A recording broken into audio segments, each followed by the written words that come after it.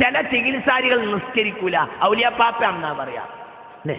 അടിച്ചിട്ട് ഓടിക്കണ്ട ഇവരെ മുഴുവൻ. നിങ്ങൾ മന്ത്രിയെ ഇരുത്തിയിട്ട് ഞാൻ അടിക്കണം എന്ന് പറയാല്ല കേട്ടോ, നിയമം ഞാൻ കയ്യിലെടുക്കല്ല. പക്ഷെ ഇസ്ലാമിക സൊസൈറ്റി രൂപപ്പെട്ട് വന്നാൽ അടി കൊടുക്കും. എന്തായി കാണിക്കുന്ന തമ്മാടിത്തരം? ഇതെന്റെ തിന്മയാണ്. നിസ്കരിക്കാത്ത ആളോ ഔലിയപ്പാപ്പ, നിസ്കരിക്കാത്ത ഔലിയ ഏത് ഔലിയാണത്? എന്റെ ഔലിയപ്പാപ്പയാണത്. ഇങ്ങനെയായ എന്താ അടിസ്ഥാനം ഈ പറയുന്നത്?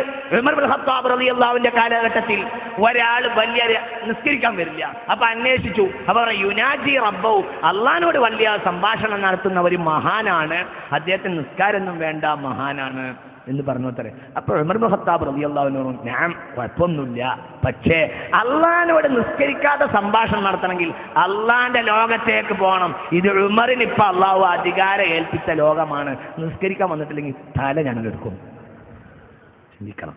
അപ്പൊ അങ്ങനെയുള്ള ഔലിയന്മാർ ഇവിടെ ദർശിക്കുന്നുണ്ട്. ചില ഔലിയന്മാരുടെയൊക്കെ കറാമത്ത നിസ്കരിക്കൂല, ശരീഅത്തില്ല. ശരീഅത്തില്ലാത്തവരെ സ്വീകരിക്കുന്നത്